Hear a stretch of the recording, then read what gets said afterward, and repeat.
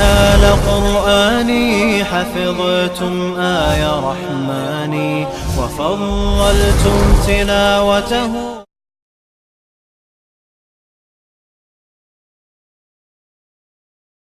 الله تواب رحيم.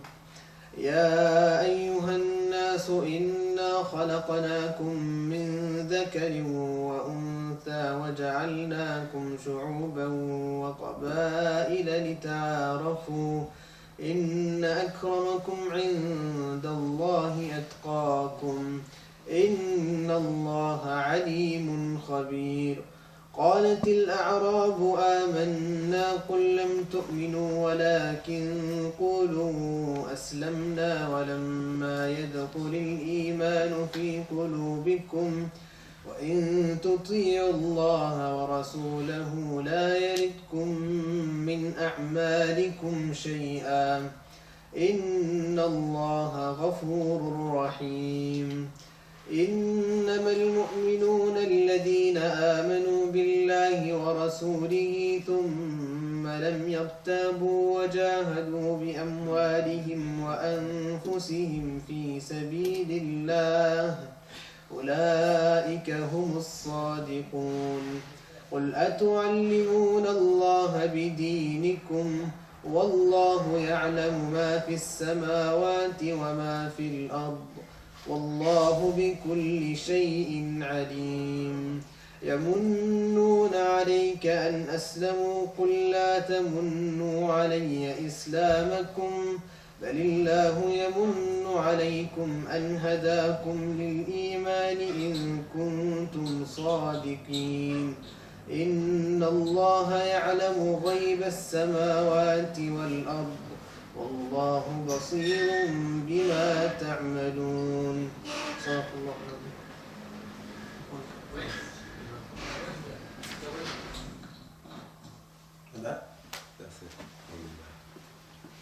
أعوذ بالله من الشيطان الرجيم. بسم الله الرحمن الرحيم. ألف لام ميم ذلك الكتاب لا ريب فيه هدى للمتقين الذين يؤمنون بالغيب ويقيمون الصلاة ومما رزقناهم ينفقون والذين يؤمنون بما أنزل إليك وما أنزل من قبلك بالآخرة هم يوقنون أولئك على هدى من ربهم وأولئك هم المفلحون. إن الذين كفروا سواء عليهم أأنذرتهم أم لم تنذرهم لا يؤمنون ختم الله على قلوبهم وعلى سمعهم وعلى أبصارهم غشاوة ولهم عذاب عظيم. ومن الناس من يقول آمنا بالله وباليوم الآخر وما هم بمؤمنين يخادعون الله والذين آمنوا وما يخدعون إلا أنفسهم وما يشعرون في قلوبهم مرض فزادهم الله مرضا ولهم عذاب أليم بما كانوا يكذبون. وإذا قيل لهم لا تفسدوا في الأرض قالوا إنما نحن مصلحون. صدق الله العظيم. You are supposed to recite Quran. Okay. All right. You look like you want to recite Quran. You look like you want to recite Quran. Yeah, you can. Come on. Where's get the site? So you're not. You will put that. What's your name? Big. Come, yeah, come. He's making up names for you. Do whatever, inshallah, your favorite one. Oh, Nahi, come on, don't be shy, please. Bismillah. This is the future. Remember, you get rewarded, inshallah, for every action, inshallah. Especially recitation of the Quran is more.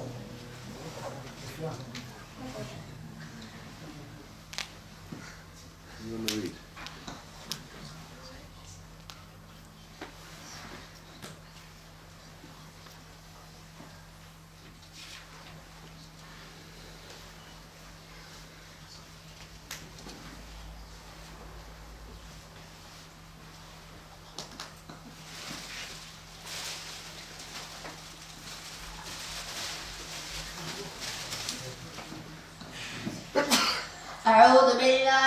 الشيطان الرجيم. بسم الله الرحمن الرحيم. وإذ قال ربك للملائكة إني جاعل بالأرض خليفة قالوا وتجعل فيها من يفسد فيها ويسفك الدماء ونحن نسبح بحمدك ونقدس لك قال إني أعلم ما لا تعلمون. وعلم آدم الأسماء كلها ثم عرضهم على الملائكة فقال أنبئوني بأسماء هؤلاء إن كنتم صادقين. قالوا سبحانك لا علم لنا إلا ما علمتنا إنك أنت العليم الحكيم. قال يا آدم أنبئهم بأسمائهم فلما أنبأهم بأسمائهم قال ألم أقل لكم إني أعلم غيب السماوات والأرض وأعلم ما تبدون وما كنتم تكتمون. وإذ قلنا للملائكة اسجدوا لآدم فسجدوا إلا إبليس أبى واستكبر وكان من الكافرين. فقلنا يا آدم اسكن أنت وزوجك الجنة وكلا منها رغدا حيث شئتما ولا تقربا هذه الشجرة فتكونا من الظالمين. فأزلهما الشيطان عنها فأخرجهما مما كان فيه وقلنا اهبطوا بعضكم لبعض عدو ولكم في الأرض مستقر ومتاع إلى حين. فتلقى آدم من ربه كلمات فتاب عليه إنه هو التواب الرحيم. صدق الله العظيم. You need to come, man. He's coming. The mic, it's not MC, Nakhi. This is reading Quran. Come on. Both of you gonna come. Dora is gonna come after as well, inshallah. No, you have to come, man. He's saying his voice to God now. He's gonna do it after, don't worry. Next one, Abdul Aziz, inshallah. Abdul Aziz, you're gonna do it next, Nakhi. Start revising, inshallah.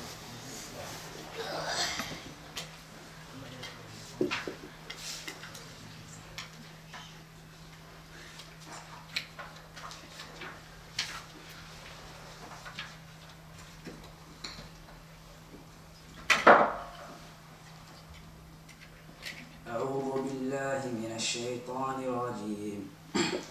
بسم الله الرحمن الرحيم. أتى أمر الله فلا تستعجلوه سبحانه وتعالى عما يشركون. ينزل الملائكة بالروح من أمره على من يشاء من عباده أن أنذروا أنه لا إله إلا أنا فاتقون. خلق السماوات والأرض بالحق تعالى عما يشركون. خلق الإنسان من نطفة فإذا هو خصيم مبين. والأنعام خلقها لكم فيها طفء ومنافع ومنها تأكلون ولكم فيها جمال حين تريحون وحين تصرحون. وتحمل أثقالكم إلى بلد لم تكونوا بالغه إلا بالشق الأنفس إن ربكم لرؤوف رحيم. والخيل والبغال والحمير لتركبوها وزينة ويخلق ما لا تعلمون وعلى الله قصد السبيل ومنها جائر ولو شاء لهداكم أجمعين. هو الذي أنزل من السماء ماء لكم منه شراب ومنه شجر فيه تسيمون ينبت لكم به الزرع والزيتون والنخيل والأعناب ومن كل الثمرات إن في ذلك لآية لقوم يتفكرون وسخر لكم الليل والنهار والشمس والقمر والنجوم مسخرات بأمره إن في ذلك لآيات لقوم يعقلون وما ذرأ لكم في الأرض مختلفا ألوانه إن في ذلك لآية لقوم يذكرون وهو الذي سخر البحر لتأكلوا منه لحما طريا وتستخرجوا منه حلية تلبسونها وترى الفلك مواخر فيه ولتبتغوا من فضله ولعلكم تشكرون. صدق الله العظيم.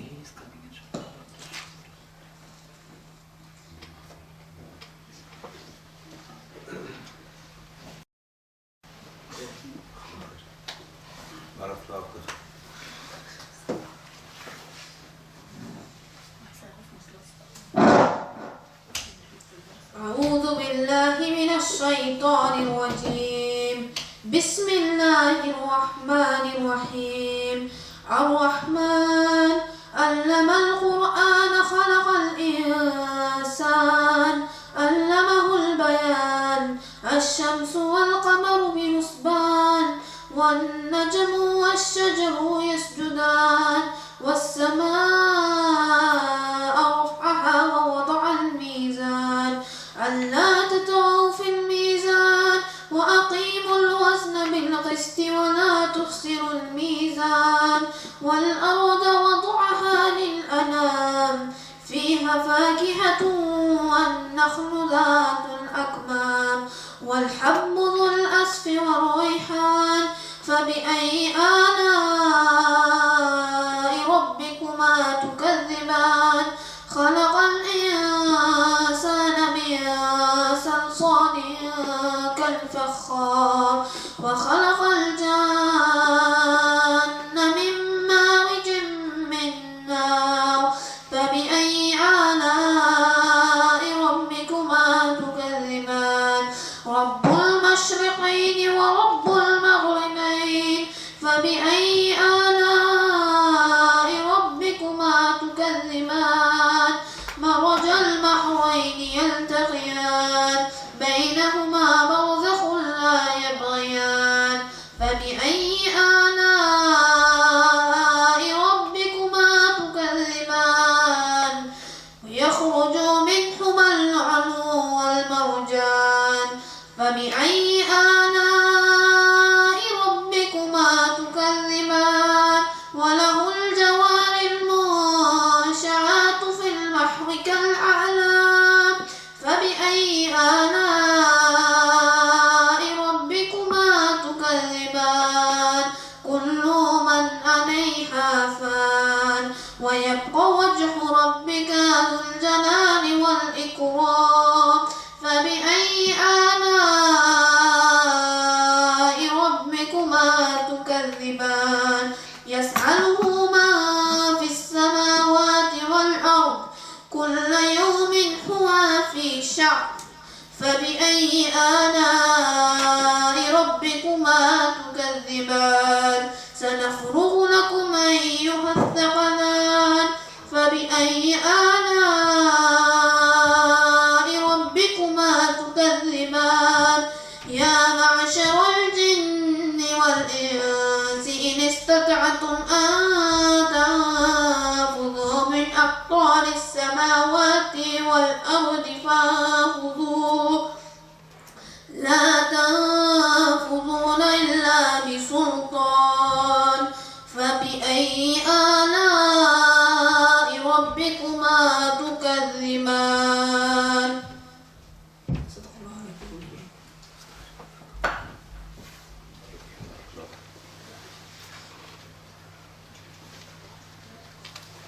الحمد لله رب العالمين والصلاة والسلام على أشرف الأنبياء والمرسلين نبينا محمد وعلى آله وصحبه أجمعين أما بعد السلام عليكم ورحمة الله وبركاته.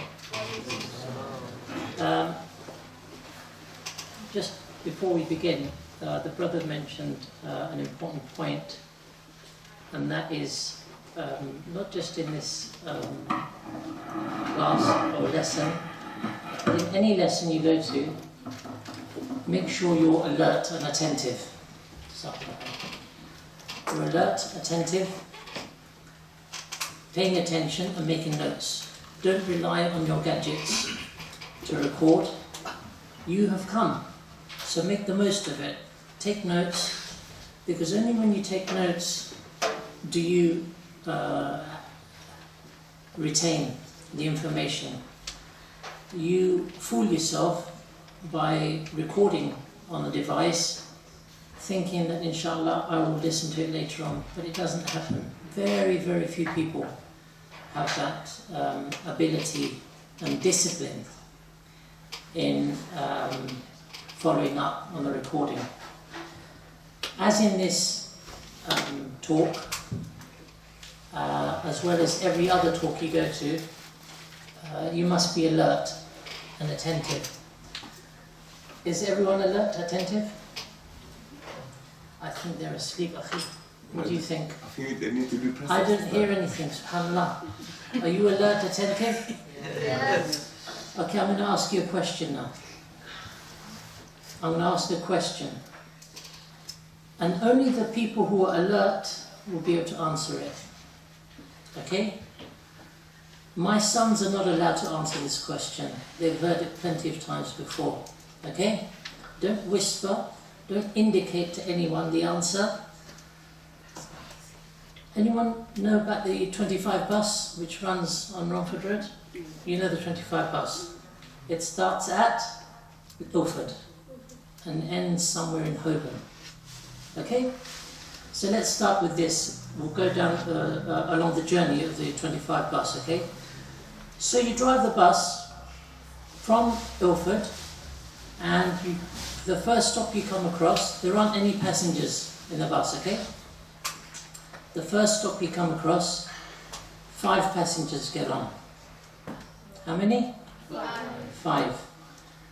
And then the bus stop goes to the next stop, 1 passenger gets off, and 8 passengers get on. How many? 8. The next few stops, no one gets off and no one gets on. At Mile End, 2 passengers get off and 9 get on. And oddly enough, no one gets off and on until they get to Whitechapel. Okay? Where 3 get on and no one gets off. 3 get on and no one gets off. Are you with me? You told me you're paying attention. Okay? Now what is my question? How many passengers are on the bus? No. What is the name of the driver of the bus? You never told us. Akhi, you put your hand up. Sorry? What's the name of the driver of the bus? He said that you're driving the bus, so that means He's the only one who's awake. Subhanallah. The first thing I said, you are driving the bus. Okay? Then I lost you all when I was mentioning the numbers. And that's the red herring. I've confused you in the numbers. That's the level of alertness we need in every class we go to. Because whoever sits and speaks, he's only relaying to you the words of Allah subhanahu wa ta'ala and the Prophet sallallahu alaihi wasallam. And this is the level of alertness which we need in all our classes. So now you're all awake, huh? Inshallah. Babe, I've been tasked with speaking a little about the issue of good character, good manners. And no doubt this is something very important in Islam. If we look at, for example, our daily interactions, husband cannot get on with his wife, lead a happy marital life, nor can a brother succeed in dealing with his brothers unless they both possess sound moral character. Even the scholars and the callers to Islam they all depend on how well mannered they are, how their character is. If their character and their manners are bad, then the people will not listen to them. It is by noble character and manners that real success can be achieved in this life, inshallah. Yet unfortunately, nowadays we suffer from a lack of noble manners in our daily interactions, whether it's between a husband and a wife, the teacher and the student, the employee and the manager, and even between neighbours, whether they are Muslims or not. Our neighbours have rights upon us. So is there any surprise then that this topic, or rather important topic, deserves attention? So we start with the words of Allah subhanahu wa ta'ala in Surah Al-Qalam, addressing the Prophet sallallahu alaihi wasallam. Allah subhanahu wa ta'ala says, وَإِنَّكَ لَعَلَى خُلُقٍ عَظِيمٍ. And indeed you are a great moral character. Who is Allah subhanahu wa ta'ala addressing? The Prophet sallallahu alaihi wasallam. He's saying, indeed you are of a great moral character. Allah subhanahu wa ta'ala also mentions in Surah Al-Ahzab, لَقَدْ كَانَ لَكُمْ فِي رَسُولِ اللَّهِ أُسْوَةٌ حَسَنَةٌ. Certainly there is for you in the Messenger of Allah an excellent example to follow. Who is Allah subhanahu wa ta'ala addressing now? The believers. He's telling us, in the Messenger of Allah we have an excellent example to follow. Why? Why is the messenger of Allah, or Allah subhanahu wa ta'ala, telling us the Messenger of Allah is an excellent example to follow? Allah subhanahu wa ta'ala then says, لِمَنْ كَانَ يَرْجُ اللَّهَ وَالْيَوْمَ الْآخِرَ وَذَكَرَ اللَّهَ كَثِيرًا. For anyone whose hope is in Allah and the last day, and who remembers Allah often. If you want this, then you look to the example of the Prophet Muhammad sallallahu alaihi wasallam. The Prophet sallallahu alaihi wasallam also said in Al-Bukhari, in a hadith transmitted by Al-Bukhari and Muslim, the best of you, the best. Is there anyone ever beyond best? No. So the peak, the best of you, are those who are of best in their character. If you have impeccable manners and character, then you are amongst the best of the believers. Regarding this particular hadith, Imam al-Nawawi, he said, this hadith is an encouragement to strive to attain good character, and it highlights the virtues of such a person, for this is the character of the prophets of Allah and his close friends. Al-Qadi Iyad, he went on to say what this hadith means. It means mixing with people with a kind and cheerful character, and being friendly and compassionate towards them, putting up with them, showing forbearance, bearing with them, and patience towards them at times of hardship, refraining from being arrogant towards them or mistreating them, and avoiding being harsh and angry with them or being critical towards them. Sufyan ibn Uyayna, rahimahullah, he also mentions regarding this hadith, the Messenger of Allah sallallahu alaihi wasallam is the highest standard. He is the highest standard for us. Things are measured by him. Everything is measured by him, namely his character, his lifestyle, and his behavior. So whatever agrees with these is true and correct, and whatever contradicts them is wrong. So if we do not live in the same manner or exert ourselves to emulate the Prophet ﷺ, then we're upon misguidance. So you ask, we've established who our model is, so how do we recognize good character? Or what is good character? Al-Hasan al-Basri, he defined good character as doing acts of kindness, refraining from causing harm, and having a cheerful face, i.e. having a welcoming facial expression, not being down-looking. What you will notice when you see people who are particularly or have regularly a miserable-looking face, they may well be going through hardships. We offer our services if there's anything we can do, but as an encouragement to us, we try and always put a positive looking face, so we are warm towards others. So this is how Al-Hasan al-Basri defined good manners. But linguistically, when we look at the Arabic language, the root of the words, the scholars say that the word khalq, as in khalqun, this word means creation. And khuluqun, khuluq, this means character, and they are both interrelated. So the first word, khalq, it refers to the physical appearance, as in creation. It is the outward appearance of the person. While the second word, khuluq, refers to the inner self of a person that cannot be seen. And both of these have good and bad elements.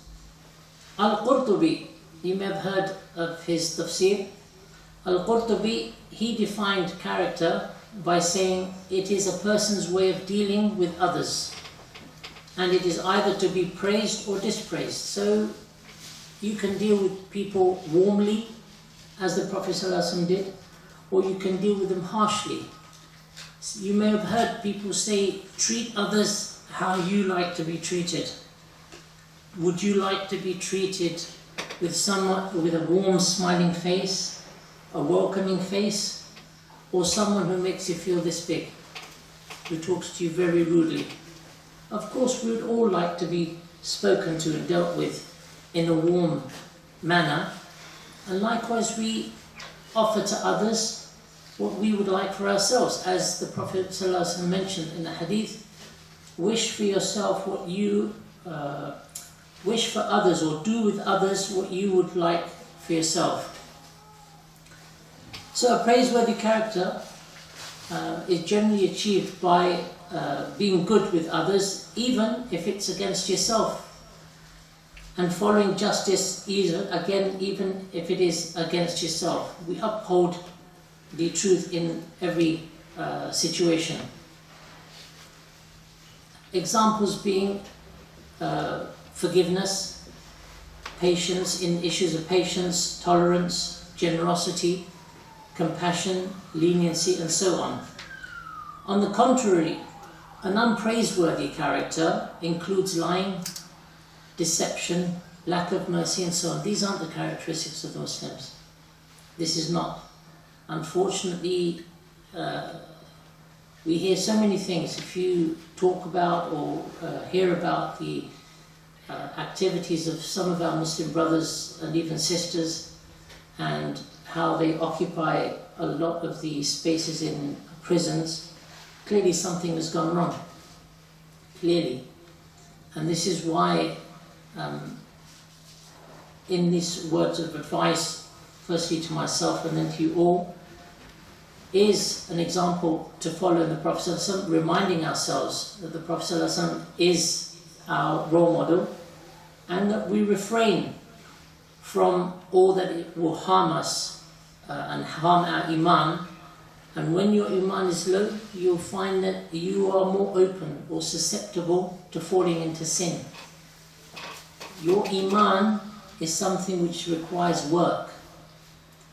Our belief is iman increases and decreases. It increases with good deeds, deeds which draw you closer to Allah, and it decreases with sin. So every time you commit a sin, a bit of your iman is taken away. And you find some Muslims, they find it easy to do haram, whether it's drugs, girlfriends, all sorts of things. That's because their iman is diminished and their ability to judge something as right and wrong, it's blurred. The line between halal and haram is blurred. Our job is to actively work all the time. From the moment we are awake to the moment we go to sleep, engaging in activities to increase our iman. You all have mobile phones? How do you feel when your battery's gone to 50% or below 50%? Got to top it up. You've got to top it up. Or maybe 10%, you've got to top it up. But none of you think about maybe topping up your iman? Even the few seconds from here, there, walking in the street, engaging in dhikr, reciting, revising Quran, anything which draws you closer to Allah subhanahu wa ta'ala, you engage in. Even if you are tired from reading the Quran, you want to rest your mouth, listen to it. Listen to it. There's so many opportunities to engage in activities to increase our iman, but it's when we have discipline and we are attentive that we would then look to different activities to increase our iman. Baby Ikhwan, good character really is something that will weigh most heavily in the balance of deeds on the day of resurrection, and the best of people in character will be seated closest to the Messenger of Allah sallallahu alaihi wasallam.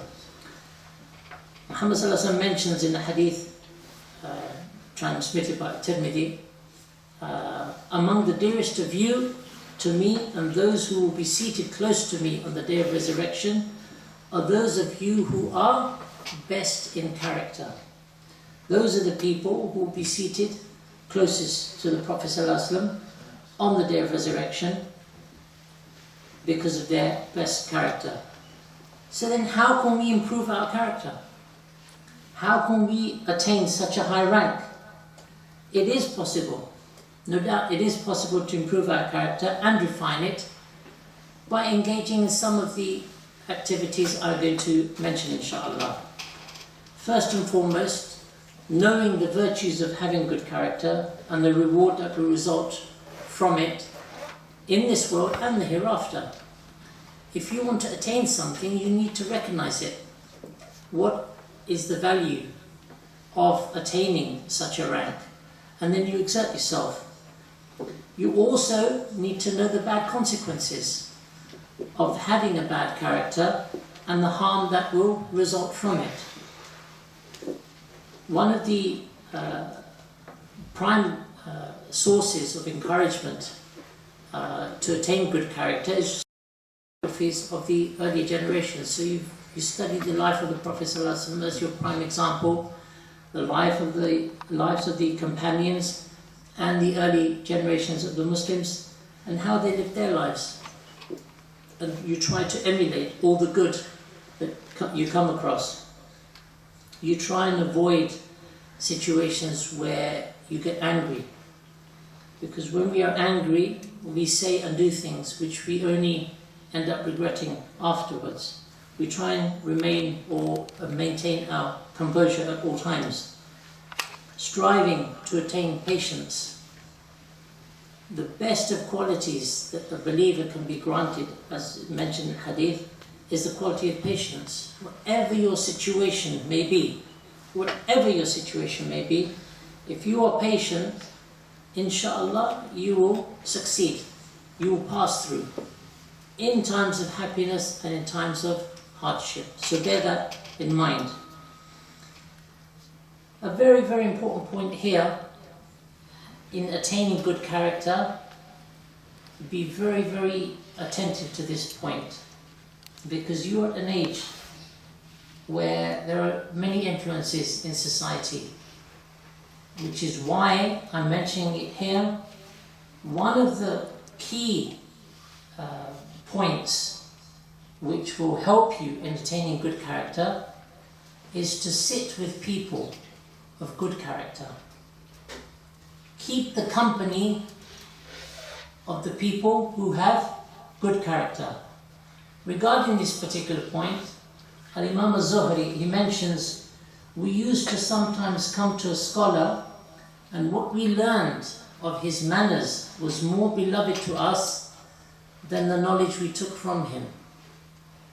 This man they are sitting in front of, he's explaining to them the words of Allah subhanahu wa ta'ala and the narrations of the Prophet sallallahu alaihi wasallam.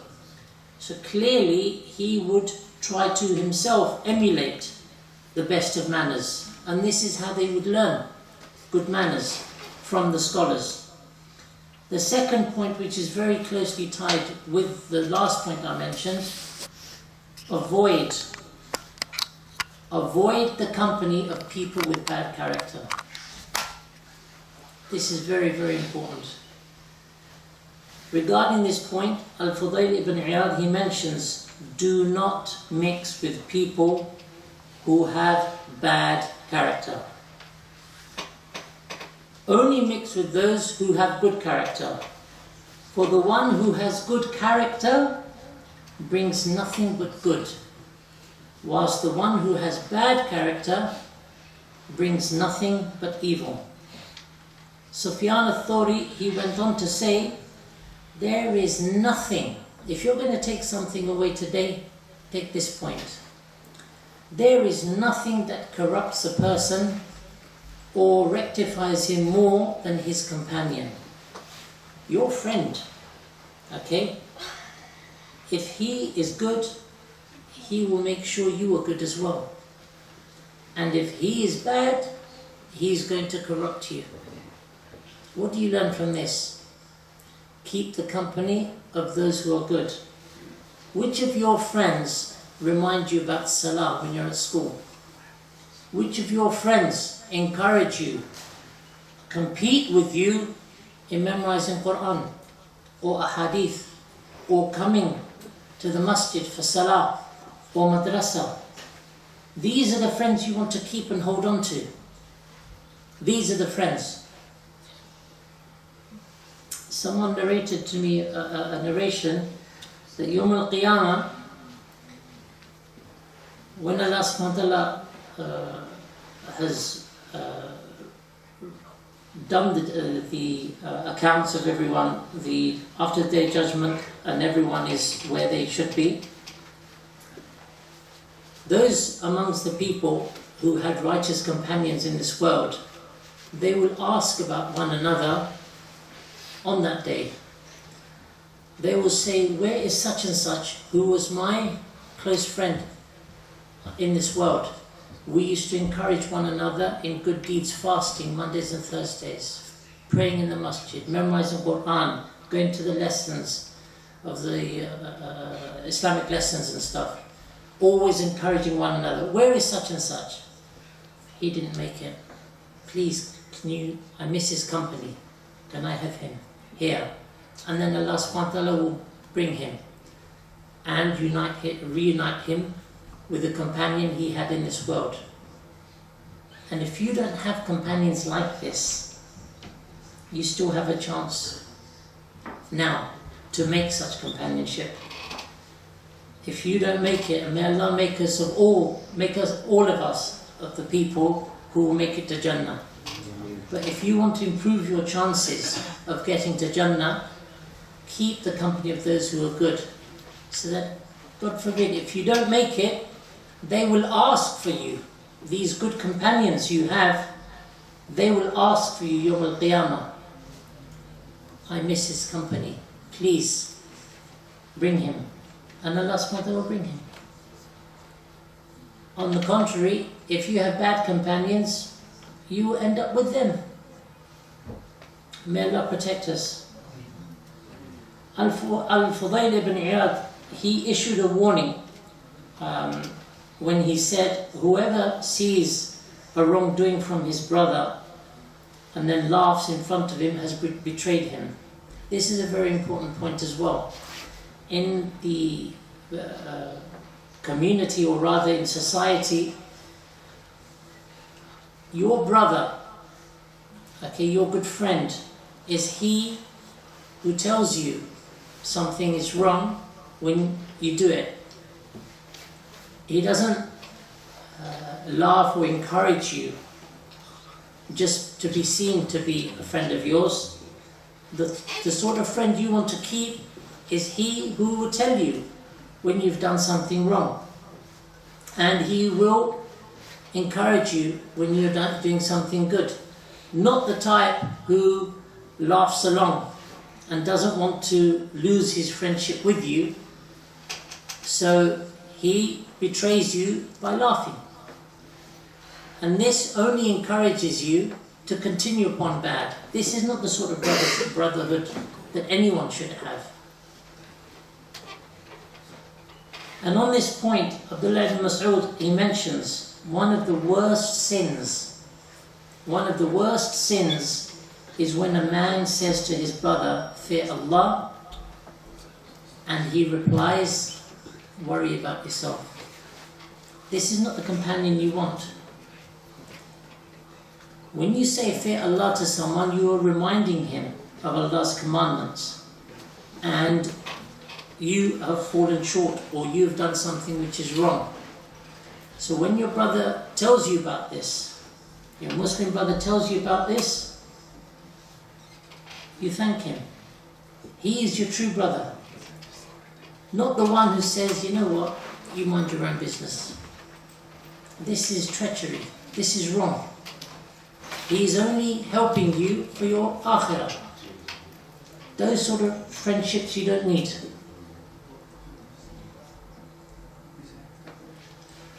An important point, and an additional point here, which will aid you in attaining good character, is making dua to Allah subhanahu wa ta'ala and asking Him to make your character good and help you attain it. And this is what the Prophet ﷺ would supplicate with in a hadith transmitted by Ahmad and also occurs in Sahih al-Jami'.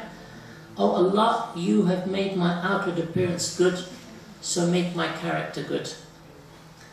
And our way as Muslims, we know, as in the hadith, it mentions "Kullu bani Adam khata' wa khairu khata'in at-tawwabun." All of the children of Adam, they make mistakes, they err, fall into error. Wa khairu khata'in at-tawwabun. And the best of those people who make mistakes are those who recognize they've made a mistake, they've erred, and then they repent. Make tawbah to Allah subhanahu wa ta'ala. And this is the best. We all make mistakes. None of us are free from error and mistake or sin. But the best of us are those who go back to Allah subhanahu wa ta'ala. We recognize we've made mistakes, and we seek Allah subhanahu wa ta'ala, we seek repentance from Allah subhanahu wa ta'ala. And there are conditions attached to repenting. Amongst them, you stop that sin. You don't talk about it to other people. You don't return to it at all. So it's not a case of repenting from it today and tomorrow you do the same thing again. Then again you're in sujood, apologizing, seeking forgiveness from Allah subhanahu wa ta'ala. You've done that, then the day after you fall into it again. This is not repentance. You've broken the conditions.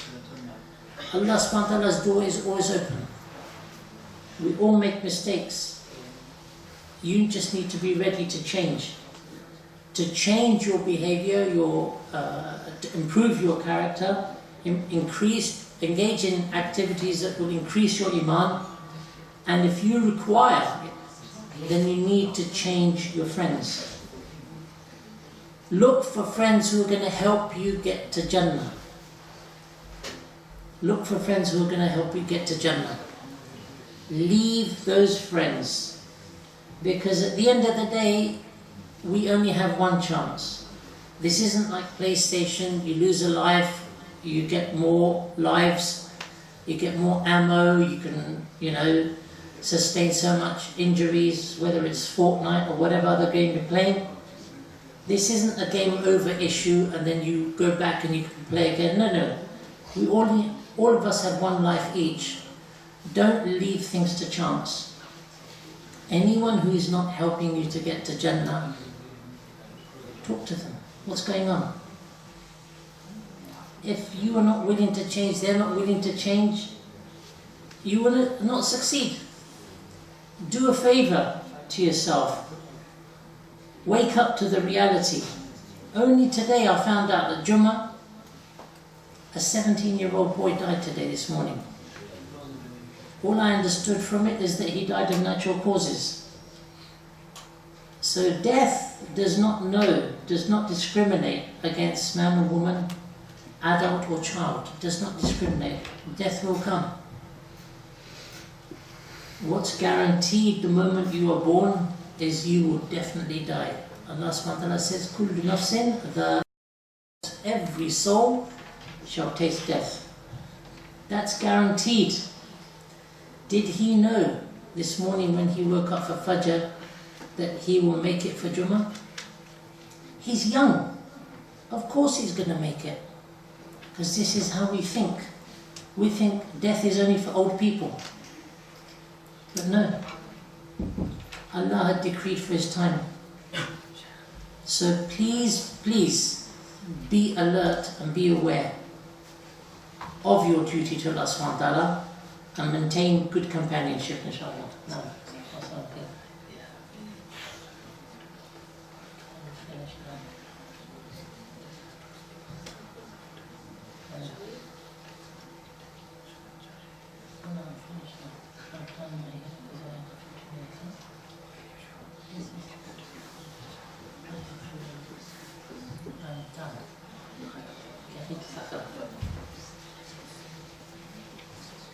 There you go, Ikhwan. This is the important point about making tawbah to Allah subhanahu wa ta'ala. And what I'd like to do is, in closing this advice, and these advices really are reminded just for myself as it is for you all. You may have heard of Shaykh Ibn Uthaymeen. He was asked a question, and one of his students said to him, Ya Shaykh, reflecting on your life, if there is one thing you feel has helped you the most throughout your life, what has that thing been? And the Shaykh responded by saying, I will answer the question as my own Shaykh, Shaykh Abdul Rahman Sa'adi answered when he was asked the same question. And he replied, good character. If there is anything that has helped him throughout his life, and the consistent thing which has helped him throughout his life is the good character. Whatever the situation, his good character has always helped.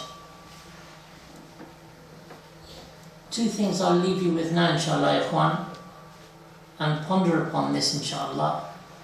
Abu Huraira radiallahu anhu mentions, whoever does not think that his speech is part of his deeds and that his character is part of his religion will be destroyed without even realizing.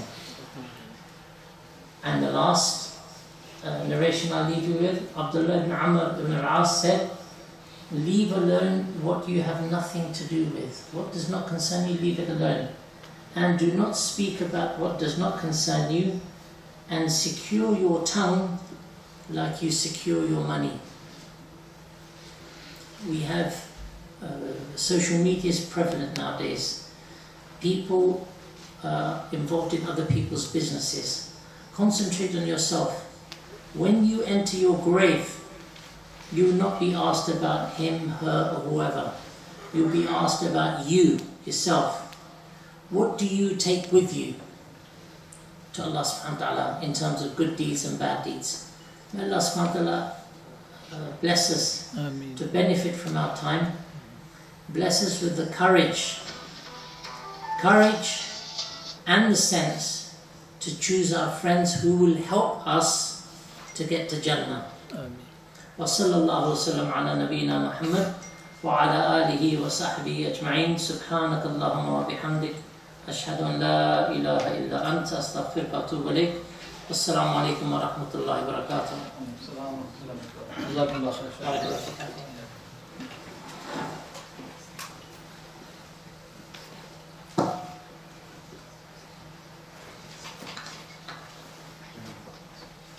Bismillahirrahmanirrahim. Wassalatu wassalam ala Rasulullah sallallahu alayhi wasallam. Assalamu alaikum, mashallah. Thank you for coming here. For the ones that came freely or for the ones that agreed for their parents to come in here. Not going to keep you waiting any longer. I'm a revert to Islam. Now, growing up in the West and being a Muslim, a lot of things contradict each other. Now, you hear a lot of young boys, yeah, Muslim or non-Muslim, when they're young, they walk around with their chest out. I don't care what anyone thinks. I don't care what anyone thinks. Now, I want to start with a hadith of the Prophet. The Prophet sallallahu alaihi wasallam said that the believer learns from the mistakes of others. Now, enough people, already young people and older people, have already made enough mistakes here that you don't need to make the same mistakes. There's enough single parent families, there's enough people doing time in jail, there's enough, stabbed and shot and dead people really. There's an ample amount of people really made mistakes that you as a young person can see that others have made that you don't need to do. And as the Prophet sallallahu alaihi wasallam advised. But what I want to talk about is that we have this myth that young boys say when they're growing up. Like I said, they with their chest out, they say, I don't care what anyone thinks. I don't care what anyone thinks. I'm my old man. I'm my own this, that, and the other. Which is rubbish. It's a lie. Because when you're young, I would say 90 to 80% of your actions are based on how you think others, will view you. Like people, they might go gym, they might work out, they might do press-ups, whatever. They claim that they don't care what other people think, but this is a lie. Let me give you an example. There's many boys on school, whether they're going secondary school, they're going college or whatever. If Allah's blessed you, alhamdulillah, to go to a Muslim school, thank your parents, and make dua for them. Make dua for them anyway, but especially for that. But if you go non-Muslim school, how many of the young brothers here go non-Muslim school? Just put your hand up, I'm not going to pick on you and you think, okay, cool. Let me explain to you. So you're going non-Muslim school now. You're in secondary school or someone's in college. Yeah? The kuffar, are on the top seat at the back of the bus. Yeah? Or they're in a playground. Yeah? Or they're in a common room in college. Yeah? And there's a Muslim boy amongst them, yeah? And we all know the hadith. I'm sure you guys have heard the hadith about the perfume maker and the blacksmith. It's a famous hadith, You should choose good friends, as the brother was saying. You should choose good friends because depending on what your friends are like, that's what you're going to be like. If you're with people who listen to grime and drill music and smoke weed and check girls, even if you don't do it, it's going to rub off on you. If you're around people who pray fast and memorizing this, that, even if you're not exactly doing it, it's going to rub off on you. So if you're around people that practice and this, that, and pray stuff like that, you're not going to swear because they're going to look at you as like a waste man if you swear around them because they're going to be like, control yourself, man. What's wrong with you? If you're around people that swear all the time, smoke weed, this, that, and the other, and so forth, you're going to start coughing or this, that, and the other, or you're going to start talking, about girls or saying certain swear words or becoming desensitized to it. But let me give you an example.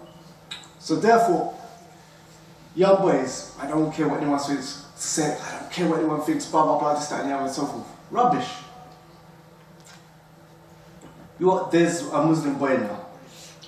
And this is why it's very careful who you hang around with. Say if you get on a bus, and that's what you got to understand as a Muslim, you're someone you should be ashamed of who you are. You're a Muslim boy. You're not a gangster, you're not a yardie, you're not a rapper, you're a Muslim boy. You're not a bad man, you're not a rude boy, you're a good Muslim boy, that's what you should want to be. Yeah? So even things like when you sit on the bus, when you're coming home from school, depends. Because the cool guys sit at the top and the back. And I'm going to show you the effects of what I'm talking about.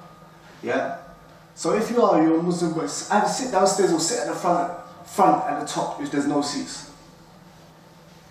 Because let me give you an example. You're a Muslim boy, you're sitting at the back with the cool kids. You know, the bad ones, the ones that bunk, the ones that are rude to the teachers, or this, that, and the other.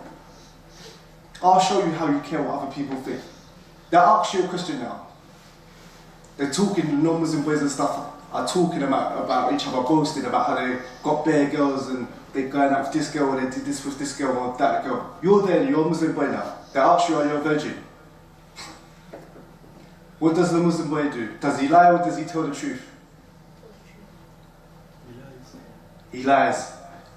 It's good if you tell the truth, but the fact is, most people on that thing, on that bus at the back, they're going to lie. Why? Because they're uncomfortable that they're celibate, they haven't got a girlfriend. We don't have girlfriends in Islam, do we? Okay, cool. But they've got this culture, we're raised in this culture, where guys should sleep around, you know what I'm saying? Well, guys, you know what I'm saying, should have girls everywhere and so forth.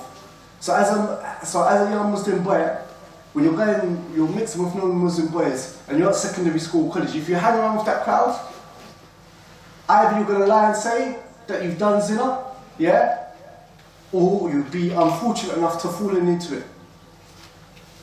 But as a young Muslim boy, should you be proud that you've done zina at a young age?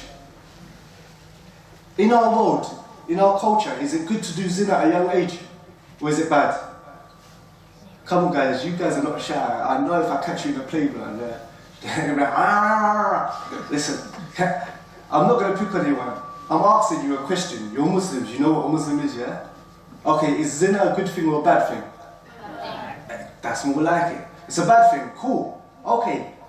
So the whole thing is that, look, what I'm trying to is that I'm a convert to revert to Islam. Yeah? Now I'm Muslim, I couldn't give a monkey's what anyone thinks about me. Think my trousers above my ankles, you think it's funny, think I grow my beard, think it's funny, think I wear this. I don't care about what you are, because I know I exist. I have self-esteem, my own self-confidence.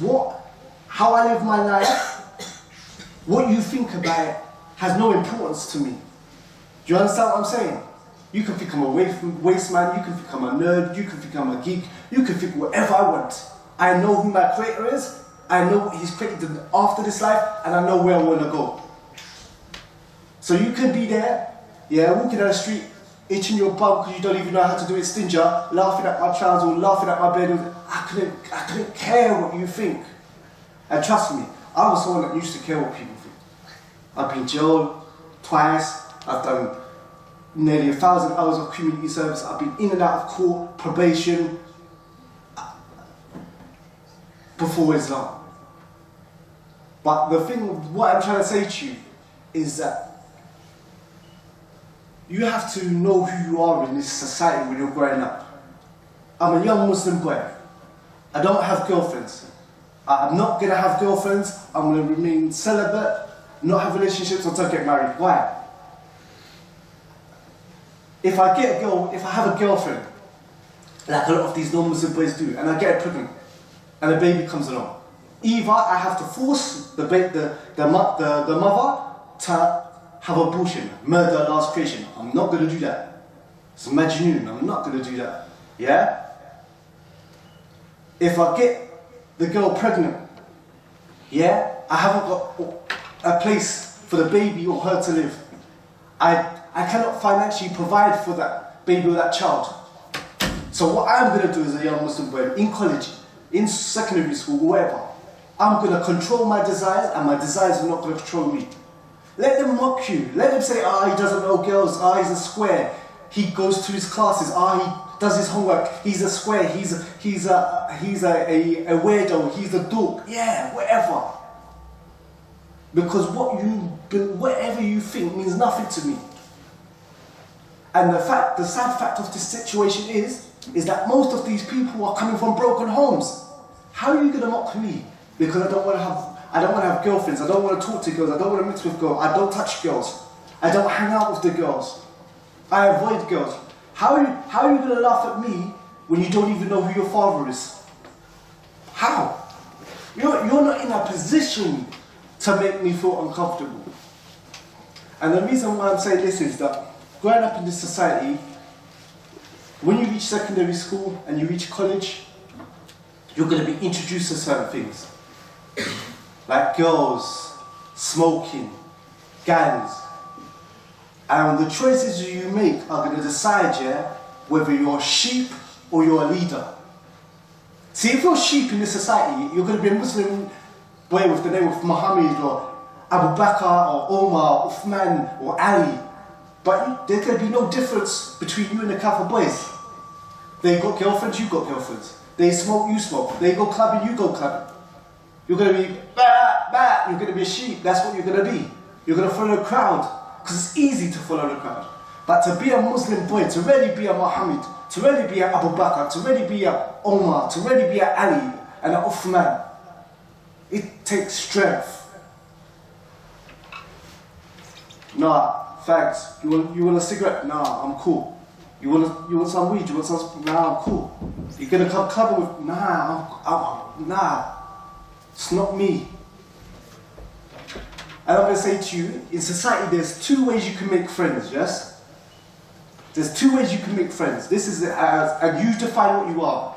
When you go to college, when you go to school, or when you go to college, or when you're on the ends, yeah? Or when you're in uni, there's going to be something called the crowd, the cool crowd. That's what it's called. It's not cool, but that's what it's called. Now, there's one of two ways you can make friends, the right way or the wrong way. The wrong way is this. There's something called a crowd. So, you want to be accepted. So for you to be accepted, into the crowd, there's certain things you've got to do. Like I said, the crowd could be on a council estate, the crowd could be in secondary school, in a playground, or after school, the crowd could be in college or whatever. There's certain things you need to do to be accepted to the crowd. They are either act like a clown and a fool, yeah, or do illegal, immoral things. So, being accepted in the crowd, before you can get entrance to them, you have to leave your deen at the door. So what you have to do is maybe bully on someone, pick on someone, yeah, insult someone, I don't know, steal something from the shop, I don't know, be rude to teachers, and so the crowd laughs. You have to basically be like a little pet. Come on, little pet doggy. Go and do this, go and do that, go and do that. And you'll say, yeah, okay. If I do this, will you accept me? Will you accept me? It might be smoke a cigarette. And then what will happen is that the crowd will accept you. The crowd will accept you, but you'll never be really respected. You'll be kind of like you'll be like a little pet, a little mascot. You know what I'm saying? And what you'll find with the crowd, like I said, in college, school, uni, what you'll find is that there'll be a big group of people, yeah? But there'll be 1, 2 or 3 people that control it, and the rest are all sheep. So what you'll find is that in this crowd, 1 person or 2 persons says, go shop, or let's go, I don't know, let's go and steal something from the shop. And the rest will follow that sheep, yeah. There should be no Muslims amongst that. Some of them might say, let's go and talk to them girls, and the rest will go, yeah, let's go do that. So, to be accepted into this crowd, you have to either act like a clown and a fool, I don't know, throw a stone at that person's shop window and smash it and then run away. You know what I'm saying? I don't know, choose some garden class, yeah, swear at the teacher, you know what I'm saying? Bunk school, wherever it is. Or you're going to have to do some wrong things. Talk to that girl, chat that girl, get her number. Smoke that weed and this, that and that and so forth. But we are Muslim boys and Muslim men. We are not sheep. Or the second way you can make a friend is you are your own person. You go to school as a Muslim. When people are bullying people and this, that, you walk away. When people are smoking that, you take, if they're smoking right, you take a left. If upstairs they're drinking or smoking or chatting to girls, you go downstairs, you avoid it. And what you'll find is that when you find that you're a Muslim boy, yeah, and you're acting like a sheep to join the crowd, wherever they go. And you humiliate yourself. We're going to talk to girls, even though that's haram. They're going to smoke, I'm going to smoke, even though that's haram. You're just basically like a puppet on a string. But the other way you make friends, when you step into school, college, or from today in school, or college, or whatever and so forth, you be you. And that's a Muslim boy. I don't smoke, I don't drink, I don't swear, I don't watch music videos, I don't chat to girls. That's who I am. Like it, you like it. Dislike it, who dislike it. But I'm a real person. I'm not going to be a clone of a non-Muslim boy. I'm going to be a Muslim boy. I'm going to pray at school, they're going to laugh at me, Because that way, when you make friends, yeah, the people that come to you and make friends with you, they make friends for you, for actually you. When you see, sometimes I see these Muslim videos, these music videos, brothers, yeah, from different Muslim background. They could be Pakistani, they could be Somali, this, that and the other. They look like clowns. Man got spliff behind his ear, you know what I'm saying, cutting his eyebrows, this, that and the other, talking about shooting drugs and shooting, man, shut up, drinking alcohol. Where did you find about alcohol? In your house, Your father don't drink. Your father works long hours, your mum wears hijabs and prays and this, that and the other. Where did you get exposed to all this stuff? Where did you become this gangster drinking alcohol and smoking weed? It's not in your household. And if you're saying, oh, I live in a council estate and I go from them, well, you're showing you're a weak person because you know these people are misguided, but yet you're following them. So even when you're a clown. But when you go to school as a Muslim boy and people are swearing and you avoid them and this, that and the other, people chat to girls, you avoid them and so forth. People are, bullying people and you avoid it. You may have few friends or you may be alone at start, but the people that gravitate towards you and the people that come towards you, yeah, they can accept you for being you. They really like you for who you are, whereas you only have these friends who look down on you anyway, yeah, because you're pretending to be something you're not. This Ahmed that is stealing food from the shop and breaking people's window and chatting to girls and this, that and the other, and got girls' numbers in his phone and they're only respecting you because you're being like them. You're not really you, they don't respect you for you. So what I want you to do is very crucial at this day and age. That you be yourself, and I sincerely be yourself. Because it starts off now, and sooner or later, there's lots of Ahmeds, there's lots of Muhammads, there's lots of Abu Bakrs, there's lots of Omars, there's lots of Uthmans in jail. Right now. Why are they in jail? Who were they following? No Muslims. I don't care how many non-Muslim boys, yeah, smoke weed. I don't care how many Muslim boys drink alcohol. I don't care how many Muslim boys have got bare girls pregnant and so forth, yeah, and ran away from their responsibility. It will never be normal, yeah?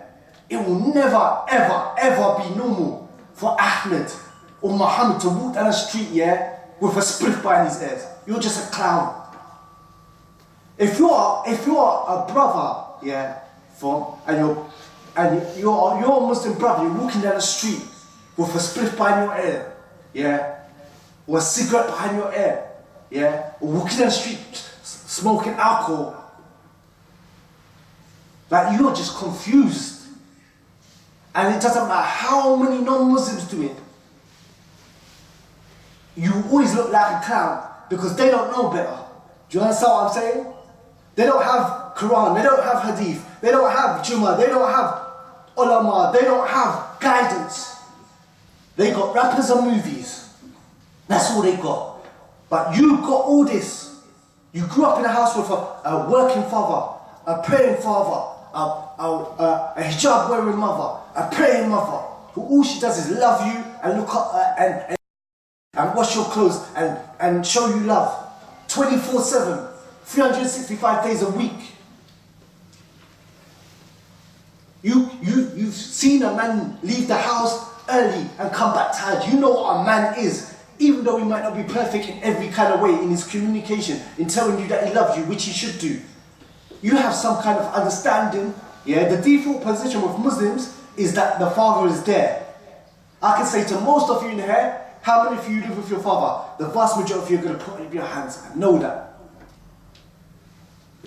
Yeah, even if you live on a council estate. But I know for us non-Muslim kuffar who grew up in council estates, we might live in the same place as you, but our life is mashed up compared to you. Because 9 out of 10, go to 9 out of 10 Muslim, non-Muslim boys on the council estate say, excuse me, do you know your father? No. Do you know your father? No. Do you know your... No. You're blessed. You're not a result of a man going clubbing on Friday night and getting high and drunk and meeting. Your father did not meet your mother, yeah, through getting high and drunk, yeah, and winding up with an rave. That was not your upbringing. Your upbringing was planned. I'm going to work, I'm going to go to school, I'm going to go to college, I'm going to start a business, I'm going to work, now I can provide, I'm going to get married, I want this sister who's wearing the hijab, I don't want a sister who's out there, you know, in a miniskirt and this, that and the other, looking like some cheap business. No. So when you go wrong, it's double wrong. Non-Muslims ain't got nothing. What guidance do they have? What guidance? EastEnders, what? I don't know. What music videos, Hollywood, what guidance is there? And that's what I'm saying. If you're going to be a Muslim boy, you have to ask yourself now. Because I know your parents, they know one side of you. They see the little... Like, it's from our Aqidah that human beings are not angels, but they got this idea of you in the house because you act a certain way in the house. But I know outside of the house, you act a certain way. But I'm saying you have to make your choices now. Because the friends you have now, you're either going to be that Muslim boy who works, gets married, has a family, and alhamdulillah you have a structure and you bring into that structure, and alhamdulillah your lineage goes on like that. Or you're going to be the Muslim boy who reads school, secondary school, especially the final years and so forth, yeah, in college, you start smoking, you start drinking, you start chatting to girls, you have abortions. You have to like, you're going to have to decide what you're going to be. Because trust me, and this will apply to some of the sisters as well, yeah? You only get the blessings that the Muslims have, yeah? You only have it because you follow the Quran and Sunnah and implement it. We're not special human beings. The only reason why we get the blessings, the reason why your father and your mother had lifetime marriages, 40-year marriages, 30-year marriages, 50-year marriages, yeah, lifetime marriages, yeah, the only reason they have that, brothers, I don't want to make you famous for the wrong reason, yeah? And that's what happens if you talk while I'm speaking. I'll give you the spotlight if it's that important. But anyway, don't worry. Yeah? So, the thing is, the only reason your father, your family have these lifetime marriages is because they implemented the Quran and Sunnah. If you don't implement the Quran and Sunnah and you start having these boyfriends and these girlfriends and start doing this flirting thing and inbox thing online, do you know what Muslims are going to have? Abortion, single mothers and so forth. So the whole thing is that you'll get some sisters, look, and this is my proof. You'll take any mother from Somalia or from Pakistan or from Saudi Arabia or whatever, yeah? Take any of your mothers, any brothers or from here and so forth. The vast majority of your mother and father have been married for 30, 40 years. What happens now? You've got young sisters now that are growing up. Okay, for the sisters, mashallah, that believe that Allah is Al-Hakim, the Most Wise, yeah, and follow His word and wear the correct hijab. I'm not talking about scarf and Spider-Man outfit or Catwoman outfit or Batman suit, scarf and Batman suit. I'm not talking about that, yeah? I'm talking about the ones that wear the proper hijab and this, that and the other and so forth. And it meets the condition, it's loose, it doesn't call attention and so forth. You know what I'm saying? It doesn't describe it. like, those sisters, may Allah reward them, and we need you, because a lot of non-Muslims, they're not going to read a book. They're going to interact with the people they see at school and college and just that, and may Allah reward you and give you Jannah. Yeah, I'm not talking about those sisters. But there's a lot of sisters, because we've got Snapchat now, because we've got Instagram, because we've got social media, they think that somehow that they can get better than they can get a man, yeah, to be more faithful than the Quran and Sunnah. And what do I mean? They're not going to say that, but they think if I make a man lust me, yeah, by acting like a prostitute or a hooker or a stripper on Facebook with a little scarfing on my face or no scarfing, yeah, or my social media, I can make a man love me. First of all, there's a difference between love and lust. That's what you don't understand. Attention and respect are two different things. Strippers get attention. Prostitutes get attention, but no man's going to marry them because attention is not respect. No one's going to go home no brother's going to go home to their parents and say, look, I found this half-naked sister on Instagram with a scarfing on. Now I want to marry her and I want my daughters to be like her. And go up on Instagram and they both have accounts acting half-naked on Instagram. And the brother saying, mashallah, on their, nah. Attention and respect do not equal the same things. But the whole thing is, look, your mothers who followed the Quran and Sunnah, there was no Instagram, there was no Facebook, there was no Snapchat, there was no internet like that. And they got a lifetime marriage. There was no stretched jeans, and no Catwoman abaya, and no Spider-Man abaya, and this, that, and the other, and so forth. But yet, your mother and father, your uncles, your mothers, your fathers, they all have lifetime marriages. But you think by wearing the tightest abaya, showing your chest and your bum and all these things and so forth, that you're going to get a lifetime marriage.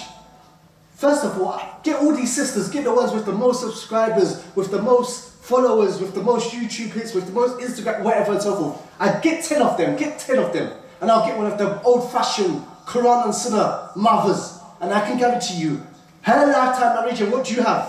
3 months zina and dashed, or 3 months marriage dashed. Why? Because if you put yourself out there like a sexual object, man is going to see you as a sexual object, and after he's had a few 3 times of sexual enjoyment, he's going to dash you and move on to the next hot chick. Because you didn't present yourself, yeah, as a worshipper of Allah. You presented yourself as a Muslim stripper. That's what you did. A religious, a religious stripper, a scarf, and I don't know what you try to, a religious pole dance. I don't know what you try to look like on Instagram. But it wasn't a worshipper of Allah. In fact, the worshippers of Allah that are female on Instagram, they don't even have photos and this, that, and so forth. You know why? Because they have something called self-respect. Any sister that's on Instagram posting photos, don't lie, you're doing it for male attention. No, not me, I don't do it, I do it for myself. Rubbish. There's a mirror in your house, you can look in it and see what you look like. You can take a camera and take pictures of yourself and just look at yourself if that's what you want to do. Now you upload it, be honest with yourself. If you upload a picture and there's no likes, no reaction, no comments, you feel dead. It's like, ah. 4 hours later, no likes. Next day, no likes. You uploaded it. You can take a picture at home. You can look at the mirror at home to see what you look like. You upload it for a reaction. And if there's no reaction, then you're sad. So what I'm trying to say, as brothers and sisters, you have to truly, be yourself. And you have to truly love yourself as a Muslim. Your worth cannot come from the crowd or from society or from others. Because once that happens, you become a puppet. So you have to ask yourself, how are you going to make friends? Are you going to go, when you go, and I say, it doesn't matter if you've already been a sheep and you're hearing this for the first time. We all make mistakes. Maybe you're hanging around with a group of guys and you do certain clownish things and haram things, Yeah, because I don't know, because you know what I'm saying? You just wanted companions and so forth. We all make mistakes. But now you know, you're a Muslim boy in school, college or whatever and so forth, you have to start taking steps away from these people. Yeah? Because like I say, you're either going to be a Muslim clown or you're going to be a good Muslim boy. And the choice is going to be yours. So what I'm trying to say to you is,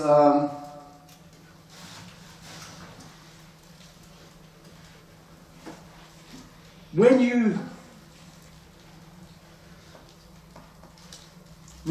you're basically going to school tomorrow, well, you ain't go to school tomorrow, but when you go back, look at your friends and just ask yourself, is this man a waste man? Do my friends smoke?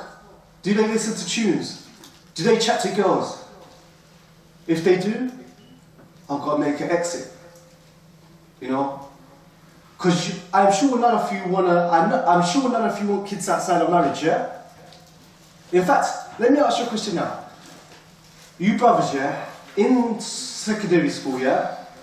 How many brothers would you say have girlfriends? Just, I'm not going to pick on you, I'm not going to expose you or so forth, I'm not going to mention your name or anything.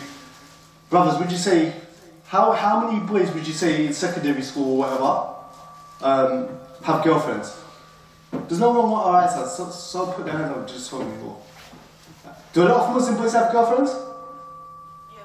Yeah? Thank you for being brave to answer. How many would you say? Let me ask this crowd here.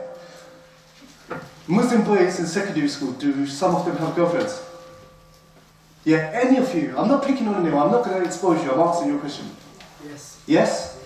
Would you say it's a lot? Would you say it's a few? Just be honest. Just A lot. a lot. Would you say more than half? Kind of. Kind of like 50, some, this, that, the other, so forth. Okay. Okay. And do they link outside of school? Yeah? SubhanAllah. Are you guys around 13, 14, 6? How old are you guys roughly? 15, 16. Okay. Wow. So would you say some of them are having relationships, yeah? SubhanAllah. So that's what I'm saying. At 16 and 15, some brothers are going to be having abortions. And I'm saying, look, this freedom, you could be two ways. You could think, yeah, it's freedom and social media and all these, and this, I'm just living my life. Cool. Because there's something called Tawheed in Islam. Does anyone know what Tawheed means? Don't worry, I'm not going to pick on you if you don't know. Tawheed. Okay, Tawheed is what ad-Deen is based upon. It's the reason why Islam's the truth. These things, like, every religion tells you to help the poor, give charity, help the sick, you know, fast. A lot of religions say this. The difference between Islam and these other religions is that only Islam worships Allah, God. Other religions tell you to worship a prophet or a man or a woman or a statue or animal. Tawheed is because Islam tells you to do good deeds but tells you to single out Allah for worship. Okay, so Allah has certain names that come with Tawheed, like Al-Hakim, the most wise. Now, you can just believe that in theory, or you can actually believe it. So, there may be sisters that say that they believe God is the most wise, but yet they know a boyfriend is haram, but they get a boyfriend. Yeah, and there's some brothers that say they believe God is the most wise, but they get a girlfriend. But the thing is this.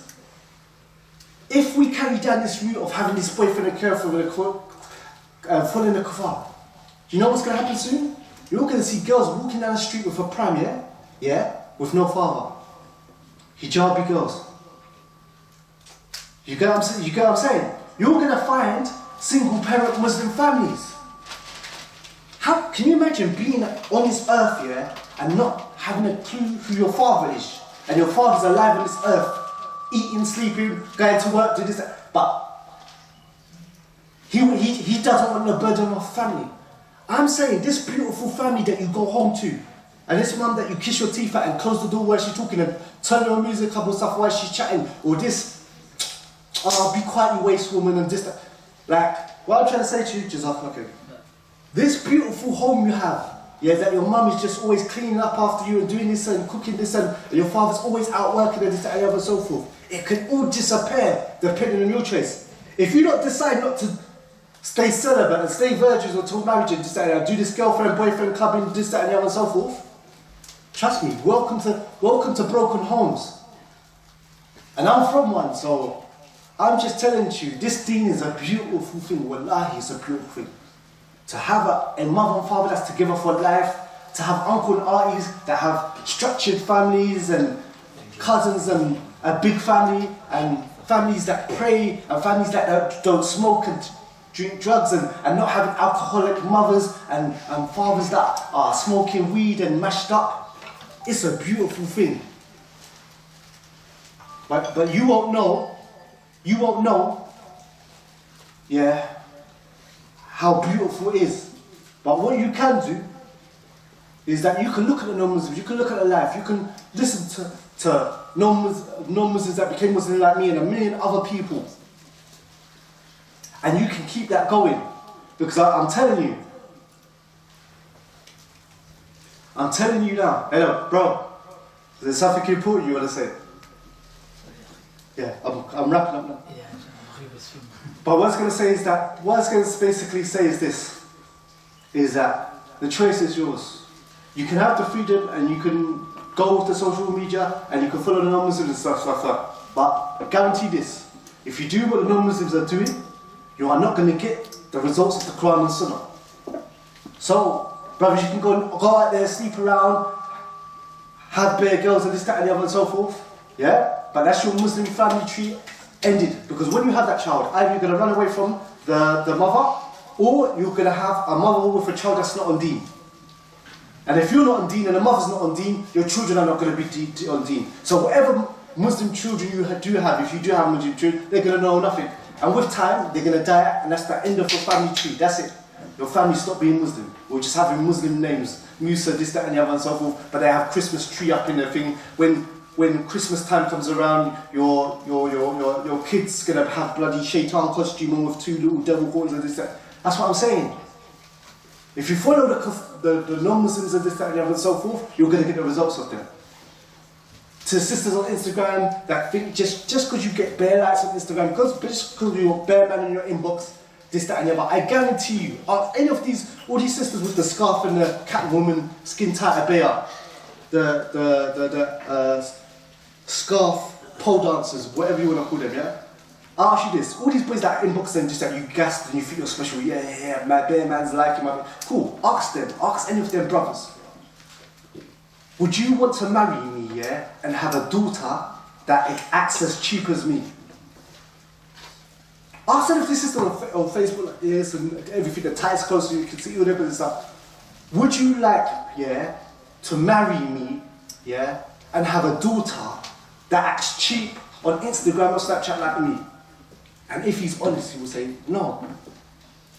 Yeah, you look lustful, yeah, you look attractive, yeah, you look this, that and the other, but you're not a good example.